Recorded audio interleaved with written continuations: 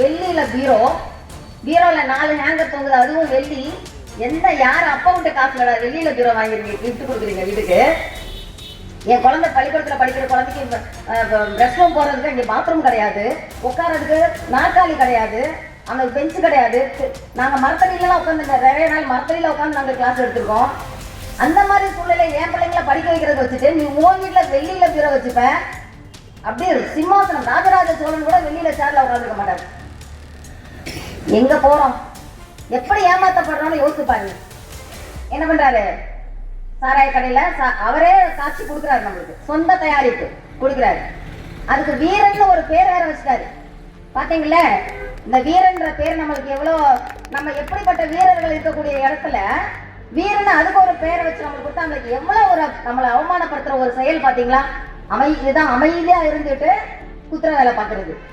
ஊம குசும்புன்னு சொல்லுவாங்கல்ல, சீமான் கத்துறார் சீமான் கத்துறாருன்னா சீமான் ஒண்ணு சும்மா கத்தல, நீ செய்யற அட்டூழியம் தாங்க முடியாம அப்படி அவர் அடி மன ஆழத்துல இருந்து இதயத்துல இருந்து வெடிக்கிறது. இன்னொரு தம்பி புள்ளிங்கோ இன்னொரு தம்பி ஒருத்தர் வந்தாரு. இப்போ தியாகி 200 கோடி வருமானத்தை விட்டுட்டு நம்ம மக்களுக்காக உழைக்கிறதுக்காக ஓடோடி வந்திருக்கிற ஒரு தம்பி.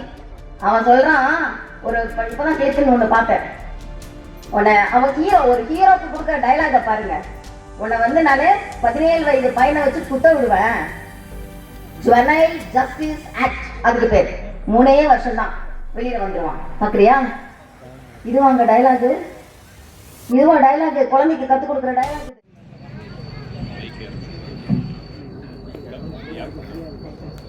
உங்களுக்கு வணக்கம்.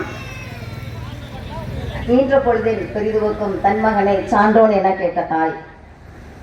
அது நம்ம மேதகவி பிரபாகரன் நம்முடைய தேசிய தலைவர் அவர் தாய்க்கு பொருந்தும். அதற்கடுத்து நம்ம அண்ணன் சீமான் அவர்களை பெற்றெடுத்த தாய்க்கு பொருந்தும். அவர்கள் வளர்த்து எடுக்கின்றன நாம் தமிழர் கட்சி புலிப்படை இருக்கு இல்லையா, நம்ம புலிக்குட்டிகள், உங்களை பெற்றெடுத்த தாய்மார்களுக்கும் அது பொருந்தும். ஏன்னா இப்ப பாத்தீங்கல்ல, என்னோட மாணவன் இங்க இருக்கிற எல்லாருமே என்னுடைய மாணவர் பருவம் தான். எனக்கு உண்மையிலே அவன் சொல்லும் போது கண்ணில் தண்ணி வந்துருச்சு, ஆனந்த கண்ணீர். என் மாணவர்களை நான் இப்படி பார்க்கணும்னு தான் ஆசைப்பட்டேன். அவன் நிக்கிற தளம் சரியான தளம். அதை பார்க்கும்போது எவ்வளவு பெருமையா இருக்குல்ல. ஸோ இதுதான் ஒரு ஆசிரியருக்கு தேவை. அவரும் அதை உணர்ந்திருப்பாருன்னு நினைக்கிறேன். ஸோ இந்த தளம் தான் பியோர் அக்மார்க் அப்படின்னு சொல்லி நம்ம உணவு பண்ணங்களை முத்திர குத்துவாங்க இல்லையா, அந்த அக்மார்க் குழந்தைகள் தான் நாம் தமிழர் குழந்தைகள். ஸோ இந்த தாய்மார்களுக்கு நான் சொல்ல வேண்டியது என்னன்னா, இந்த ஆட்சியில நல்ல ஆட்சி கொடுக்குறேன், நல்ல ஆட்சி கொடுக்குறேன், நல்ல ஆட்சி, விடியல் ஆட்சி அப்படின்னு சொல்றாங்க இல்லையா. எது நல்ல ஆட்சி? ஒரு நல்ல ஆட்சி அப்படி ஒரு நாட்டுல இருந்ததுன்னா அந்த மக்கள் சுபிக்ஷமா இருக்கணும் இல்லையா, ஆரோக்கியமா இருக்கணும். முதல்ல உடல் ஆரோக்கியமா இருக்கணும், மன ஆரோக்கியமா இருக்கணும், பணபலத்துல ரொம்ப பலசாலியா இருக்கணும். இது 3 இருக்கா நம்மளுக்கு? இல்ல. முதல்ல உடல் ஆரோக்கியம் இல்ல. ஏன் இல்ல? அப்பா ஒருத்தர் இருக்கிறார்ல நம்மளுக்கு அப்பா. அந்த அப்பா நம்ம வீட்டுல பெத்த அப்பாலாம் நம்மளுக்கு சாப்பாடு கொடுத்து வளர்ப்பாரு. இந்த அப்பா நம்மளுக்கு தண்ணி ஊத்தி வளர்க்கிறாரு, நம்ம தானே? அப்ப அந்த தண்ணியை ஊத்தி வளர்த்தா அந்த தண்ணியை குடிச்சா எங்க ஆரோக்கியமா இருக்கிறது? ஆரோக்கியமா இருந்தாதான் வேலைக்கு போக முடியும், ஆரோக்கியமா இருந்தாதான் படிக்க முடியும். அப்ப இந்த ஆரோக்கியத்தை கெடுத்து விட்டுட்டு எப்படி நம்ம உடல் பலசாலியாவும் பண பலத்திலையும் நம்ம எப்படி மேல வர முடியும்? முதலாளியா எப்படி நம்ம வர முடியும்? தொழிலாளி அதை விட கீழே அடிமையா நம்ம நிலையில இருக்க முடியும். அப்ப ஒரு அப்பா நம்மளை குடிக்க வைக்கிறதுக்கு என்ன பண்றாரு? சாராய கடையில அவரே காட்சி கொடுக்குறாரு, நம்மளுக்கு சொந்த தயாரிப்பு கொடுக்குறாரு. அதுக்கு வீரன் ஒரு பேர் வேற வச்சுட்டாரு. பாத்தீங்களா? இந்த வீரன்ற பேர் நம்மளுக்கு எவ்வளோ, நம்ம எப்படிப்பட்ட வீரர்கள் இருக்கக்கூடிய இடத்துல வீரன் அதுக்கு ஒரு பேரை வச்சு நம்மளுக்கு கொடுத்தா நம்மளுக்கு எவ்வளவு ஒரு நம்மளை அவமானப்படுத்துற ஒரு செயல். பாத்தீங்களா? இதுதான் அமைதியா இருந்துட்டு குத்துற வேலை பாக்குறது. ஊம குசும்புன்னு சொல்லுவாங்கல்ல, சீமான் கத்துறார் சீமான் கத்துறாருன்னா சீமான் ஒண்ணு சும்மா கத்தல, நீ செய்யற அட்டூழியம் தாங்க முடியாம அப்படி அவர் அடி மன ஆழத்துல இருந்து இதயத்துல இருந்து வெடிக்கிற வெடிப்பு தான் அது. அந்த கத்துறாரு அப்படின்றது சாதாரண விஷயம் இல்ல. ஏன்னா என் மாணவர்கள் எப்படி இருக்காங்க, என்னோட இளைய தலைமுறை எப்படி இருக்காங்க, சாராய கடையில குளிம்பு கிடக்குறாங்க. வந்தவனையும் அம்மா கனிமொழி சொன்னாங்க, நாங்கள் வந்தவனையும் கேஸ் சிலிண்டர் 500 ரூபாய்க்கு தருவோம், சாராய கடையை முற்றுமொழிதான் வந்தவனையும் ஒழிச்சு விட்டுருவோம், எல்லாத்தையும் கடையை மூடிடுவோம். பூட்டு இல்லைன்னு நினைக்கிறேன். இப்போ அந்த அம்மா அப்பா வந்தவொடனே இந்த 5 வருஷமா சாராய கடைக்கு பூட்டு கிடைக்கலையாம், அதனால அதை பூட்ட முடியல போல. பூட்டு அது இல்ல. கல்வி கடனை நாங்க ரத்து செஞ்சிருவோம் சொன்னாங்க. இந்த மாதிரி நிறைய வாக்குறுதிகள் கொடுத்தாங்க. ஒரு வாக்குறுதி இன்னும் நிறைவேறல. இப்ப இந்த ரெண்டு ஒரு ஹைலைட்டான ரெண்டு நியூஸ் நம்மளுக்கு பரவிட்டு இருக்கு. ஒண்ணு இந்த 3000 கொடுக்கறது, இன்னொன்னு ஆசிரியர்களுக்கு 20 ஆண்டு காலமா போராடி கொண்டிருந்த ஆசிரியர்களுக்கு சிபிஎஸ் கொடுத்தாச்சு. சிபிஎஸ் நாங்க வந்து வெற்றிகரமா நாங்க முடிச்சிட்டோம் அப்படின்னு ஒரு நாடகம். அது எல்லாரும் எனக்கு வாழ்த்து சொல்லிட்டு இருந்தாங்க. நான் சொன்னேன், அது வாழ்த்தாதீங்க, ரொம்ப சந்தோஷப்படாதீங்க, அதுக்குள்ள உள்குத்து இருக்கு. அது ஒண்ணு, அது அப்படி ஒண்ணு அப்படி கொடுத்துடலாம் மாட்டாங்க. அது ஒரு உள்குத்து. எதுக்குன்னா இந்த ஓட்டு பிச்சைக்கு. ஏன் இந்த 5 வருஷம் வந்த போது என்னமா பண்ணிட்டு இருந்தீங்க? தூங்கிட்டீங்களா? என்ன பண்ணிட்டு இருந்தீங்க? 5 வருஷமா செயல்படுத்த முடியாதுன்னா இப்ப கடைசி நேரத்துல வந்து எலெக்ஷன் வரும்போது மட்டும் உங்களுக்கு எப்படி இந்த அளவுக்கு துணிவு வருது? நான் 3000 கொடுக்குறேன்றது நான் அது கூட வெக்கமா இல்ல? வெக்கமாவே இல்லையா? நம்ம மக்களும் அதை வந்து என்ன செய்யறாங்க, நம்புறாங்க.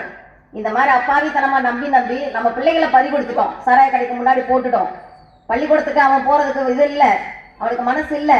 அவன் ஒண்ணு மொபைல்ல மூழ்கி கிடக்குறான், இல்லைன்னா போய் சாராய கடையில குடிச்சிட்டு கிடக்குறான். சோ அண்ணன் வந்தவனே சொல்ற முதல் சொல்றது அந்த சாராய கடை மூடுவேன் தான். பெற்றோர்களே, உங்களுக்கு நான் சொல்றது ஒரே விஷயம்தான். குடியேற்றெடுக்கும் சொல்லுவாங்க. இவன் நாட்டை கெடுக்க. என்ன நாட்டை கெடுச்சு? அதனாலதான் எனக்கு வருமானம் வருது. அந்த வருமானத்துல தான் நான் ஆசிரியர்களுக்கு சம்பளம் கொடுக்குறேன்னு சொல்லும் போதெல்லாம் எனக்கு ரொம்ப அசிங்கமா அவமானமா நான் ஃபீல் பண்ணியிருக்கேன். இந்த சம்பளத்தையாடா நம்ம வாங்குறோம்? நம்ம பிள்ளைகளோட பெற்றோர்கள் குடிச்சு கொடுக்குற சம்பளம் வாங்கி நம்ம வந்து குடும்பம் நடத்துறோம்னு சொன்னா அது எவ்வளவு அசிங்கமான ஒரு அது வார்த்தையை நீ யோசித்து பாருங்க. நீ குடிக்கிறதுனாலதான் உனக்கு இது சம்பளம் வருது, அரசு சம்பளம் வருதுன்னா வேற உனக்கு வழியே தெரியலையா? அண்ணன் சொன்ன வழி பாத்தீங்களா? தற்சார்பு பொருளாதாரம். நான் விவசாயத்தை மேம்படுத்துறேன், அதுல இருந்து உனக்கு வருமானம் சமைச்சு நான் கொடுக்குறேன், அதை வச்சு பெருமையான வாழ்வு உனக்கு கொடுக்குறேன் அப்படின்னு சொல்லும் போது அதை நோக்கி நம்ம போறதா? சின்ன சின்ன பிள்ளைங்க எல்லாம் குடிக்காத லிவர் கெட்டு போய், குடல் கெட்டு போய், பேங்கரியாஸ் அது கெட்டு போய், எல்லாம் கண்ணு பார்வை போய் அப்படி பறி கொடுத்துட்டு கொல்லி வைக்கிறதுக்கு பிள்ளை இல்லைங்க. சில பேருக்கு மனசு ரொம்ப வருத்தமா இருக்கு. பெற்றோருக்கு வந்து நம்ம சொல்லும் போது கொல்லி வைக்கிறதுக்கு பிள்ளை இல்லாம போயிடுவான் போலயே நம்மளுக்கு அப்படின்னு. அப்புறம் என்ன நீ நல்லாட்சி கொடுக்குற? இதுக்கு பேர் நல்லாட்சியா? குடும்பத்தை கெடுத்து குடிய கொடுத்து அந்த குடும்பத்தை நாசமாக்கிட்டு நான் படிக்க வைக்கிறேன்னு ஒரு மேலோட்டமான ஒரு இது கொடுத்து என்ன அவன் படிக்க வைக்கிறேன்னு. அதனால மக்களை நல்லா புரிஞ்சுக்கோங்க. இந்த ஆட்சியாளர்கிட்ட வந்து அவங்க சொல்ற எல்லாம் நம்ம நம்பிட்டு உட்காந்துருந்தா நம்மளுக்கு எதுவுமே கிடையாது. சிந்திக்கணும். இந்த சிந்திக்கை விடாம செய்யற அந்த இதுக்குதான் அந்த போதைமையும் குடியை கொடுத்து நம்ம மழுங்கடிக்கிற வேலையை இந்த கட்சி ரெண்டு கட்சியுமே செஞ்சுட்டு இருக்காங்க. சோ அதை நல்லா புரிஞ்சுக்கணும் நம்ம. சோ இவங்களுடைய திட்டம் என்ன அப்படின்னா நிரந்தரமான முதல்வர் அப்படின்றதுக்கு போயிட்டாங்க. அவங்க வழியா பரம்பரையா நான் மன்னர் பரம்பரை, இந்த மண்ணாங்கட்டி பரம்பரை அப்படின்னு போயிட்டாங்க எல்லாரும். நான் வீட்டுல போய் பாரு, வெள்ளியில பீரோல 4 ஹேங்கர் தொங்குது, அதுவும் வெள்ளி. எந்த யார் அப்பா விட்டு காசுல வெள்ளியில பீரோ வாங்கிருக்கீங்க, கிஃப்ட் கொடுக்குறீங்க வீட்டுக்கு? என் குழந்தை பள்ளிக்கூடத்துல படிக்கிற குழந்தைக்கு ரெஸ்ட் ரூம் போறதுக்கு இங்க பாத்ரூம் கிடையாது, உட்காரதுக்கு நாற்காலி கிடையாது, அவனுக்கு பெஞ்சு கிடையாது. நாங்க மரத்தடியிலாம் உட்காந்து நிறைய நாள் மரத்தடியில உட்காந்து நாங்க கிளாஸ் எடுத்திருக்கோம். அந்த மாதிரி சூழ்நிலை என் பிள்ளைங்களை படிக்க வைக்கிறது வச்சுட்டு நீ உன் வீட்டுல வெள்ளியில பீரோ வச்சுப்ப. அப்படியே சிம்மாசனம், ராஜராஜ சோழன் கூட வெள்ளியில சேர்ல உட்காந்துருக்க மாட்டாரு. எங்க போறோம், எப்படி ஏமாத்தப்படுறோம்னு யோசிச்சு பாருங்க. சோ இந்த மூளைய மழுங்கடிக்கிற வேலைய 2 கட்சிகளும் மாறி மாறி மாறி செய்யறாங்க. சோ நல்லா புரிஞ்சுக்கோங்க மக்களே. நம்ம முதல்ல விழிப்புணர்வு நம்மளுக்கு ரொம்ப முக்கியம். சோ இந்த போதை பொருள்ல இருந்து நம்ம பிள்ளைகளை முதல்ல பாதுகாத்துக்கோங்க. படிக்கிறதுல அவங்களுக்கு முழு அந்த எண்ணத்தை உருவாக்குறதுக்கு கூட்டிட்டு போங்க. மருத்துவர்கிட்ட அழைச்சிட்டு போங்க. அவன் ஏதாவது தவறான விஷயங்கள் செய்யறான் அப்படின்னா அவனை உள்நோக்கி உற்று நோக்கி பாருங்க. ஒரு அப்பா குடிக்கிறது கொடுக்குறாரு, இன்னொரு அண்ணன் ஒருத்தர் இருக்கிறாரு, இந்த தலையில கலர் எல்லாம் போட்டுட்டு இருக்கிறவன ஊக்கப்படுத்துற மாதிரி அவனை அப்படியே அவரை மேம்படுத்துறாரு ஒரு அண்ணன். இன்னொரு தம்பி புள்ளிங்கோ, இன்னொரு தம்பி ஒருத்தர் வந்தாரு இப்போ தியாகி, 200 கோடி வருமானத்தை விட்டுட்டு நம்ம மக்களுக்காக உழைக்கிறதுக்காக ஓடோடி வந்திருக்கிற ஒரு தம்பி. அவன் சொல்றான், ஒரு இப்பதான் கிளிப்பின்னு ஒண்ணு பார்த்தேன். அவன் ஒரு ஹீரோக்கு கொடுக்குற டைலாக பாருங்க. உன்னை வந்து நானு 17 வயது பையனை வச்சு குத்த விடுவேன். ஜுவனைல் ஜஸ்டிஸ் ஆக்ட் அதுக்கு பேர். 3 வருஷம் தான் வெளியில வந்துருவான். பாக்குறியா? இதுவாங்க டைலாகு, இதுவா டைலாக்? குழந்தைக்கு கத்துக் கொடுக்குற டைலாக் இது. அது அந்த குழந்தைங்க என்ன தெரியும் அதுக்கு செய்யுது. இன்னைக்கு அன்னைக்கு கேட்டது இன்னைக்கு அது செய்யுது. அப்ப இவங்கெல்லாம் தலைவர் அப்படின்னு ஒரு கட்டமைக்கிறாங்க இல்லையா? இந்த கட்டமைப்பை நம்ம மூளையை மழுங்கடிக்கிற செயல எல்லாரும் செய்யறதுக்கு துணிஞ்சிட்டாங்க இப்போ. காரணம் நாம அமைதியா இருக்கிறது தான். இனிமேல புரட்சி அப்படின்றது சைலண்டா இருக்கிற மாதிரி தான் இருக்கும். ஒவ்வொருத்தரும் இதை சிந்திக்க ஆரம்பிச்சிங்கன்னா ஒரு நொடியில புரிச்சு சிந்திக்க ஆரம்பிச்சுன்னா ஒரே நொடி தான், தேவையே இல்லை.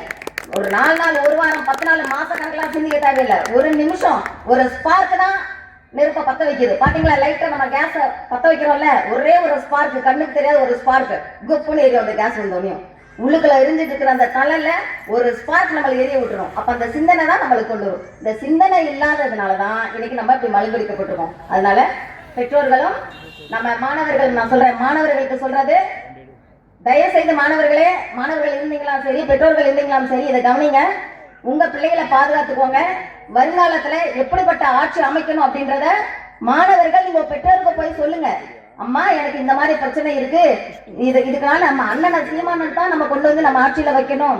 அவர் வந்தாதான் எங்களுக்கு ஆன வேலை வாய்ப்பு கிடைக்கும், எங்களுக்கான கல்வி கிடைக்கும், எங்களுக்கான மருத்துவம் கிடைக்கும் அப்படின்னு மாணவர்கள் உற்று நோக்கி பேரண்ட்ஸுக்கு வழி நடத்துங்க போய். அப்படிப்பட்ட மாணவர்கள் இங்க உருவாகணும். அதனால நான் ஒரு ஆசிரியர், அண்ணன் ஒரு ஆசிரியர். ஆசிரியர்கள் உங்களுக்கு தெரியும், ஆசிரியர்கள் என்னைக்குமே நல்ல வழிதான் படுத்துவாங்க அப்படின்னு தெரியும். ஸோ இந்த நாட்டை அதனாலதான் நம்ம அண்ணனுக்கே தெரிஞ்சிருக்கு, ஆசிரியர் நம்ம அந்த இடத்துல நம்ம நிக்க வச்சோம்னா நிச்சயமா அந்த மக்களுக்கு நல்லது செய்வார் அப்படின்ற ஒரு நம்பிக்கையில நிக்க வச்சிருக்காங்க. அதனால நம்ம எல்லாரும் ஒன்னா சேர்ந்து அண்ணனை இந்த சட்டமன்ற தேர்தலில் நிச்சயமா அவர் நம்ம வெல்ல வைப்போம். அவர் வெல்றது இல்ல, நம்ம தமிழ் இனம் வெல்லுது, நம்ம குடியாத்தம் தொகுதி வெல்லுது, நம்ம குடும்பம் வெல்லுது அப்படின்னு அர்த்தம். ஸோ அப்ப அவரை நம்ம வைக்கிறது மூலமா எல்லாருக்கும் அந்த நல்ல பலன் கிடைக்கணும் அப்படின்றதுக்காக நம்ம முயற்சி செஞ்சு எல்லாம் பண்ணோம். இவன்னு சொல்றேன், இதுக்கு முன்னாடி காமராஜர் சொல்லுவாங்க, அவர் ஒரு மளிகை கடை வச்சிருந்த ஒரு குடும்பத்துல இருந்து வந்தவர். அவர் சீஃப் மினிஸ்டர் ஆனாரு, முதலமைச்சர் ஆனாரு அப்படின்னு சொல்லும் போது அந்த மளிகை கடை வியாபாரிகள் எல்லாரும் ரொம்ப பெருமைப்பட்டாங்களாம். ஆனா யாருமே வந்து அவங்க முதலமைச்சர் ஆகணும் அப்படின்னு ஆசைப்படலை. அது மாதிரி ராஜகோபாலாச்சாரியார் சீஃப் மினிஸ்டரா வந்தாரு, வக்கீல்கள் எல்லாரும் ரொம்ப சந்தோஷப்பட்டாங்களாம். ஆனா எந்த வக்கீலும் நான் சீஃப் மினிஸ்டர் ஆகணும்னு ஆசைப்படல. ஓகேவா? அப்போ அண்ணாதுரை வந்தாரு, அவர் ஆசிரியர்ல இருந்து வந்தாரு.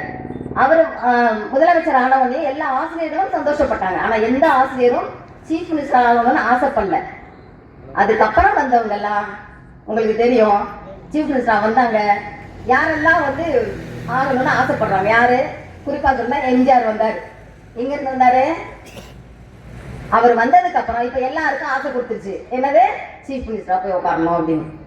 அப்போ நாம தான் விழிப்பா இருந்து யாரை உட்கார வைக்கணும் அப்படின்னு தெரியும். இதுக்கு தகுதியான ஒரே ஒரு ஆள் அப்படின்னா நம்ம அண்ணன் மட்டும்தான். அண்ணன் செந்தமிழ் சீமான் மட்டும்தான் அந்த முதலமைச்சர் நாற்காலிக்கு தகுதியான ஒரே தலைவர் அப்படின்னா இப்ப இருக்கிற சூழ்நிலைக்கு அண்ணன் மட்டும்தான். அவர் வந்தா மட்டும்தான் நாம நல்ல வாழ்க்கை வாழ முடியும் அப்படின்றத ஆணித்தரமா சொல்லி என்னுடைய உரையை முடிக்கிறேன். நன்றி, வணக்கம். ஆசிரியர் அம்மா அவர்களுக்கு நன்றி. அடுத்ததாக நாம் தமிழர் கட்சியின் தகவல்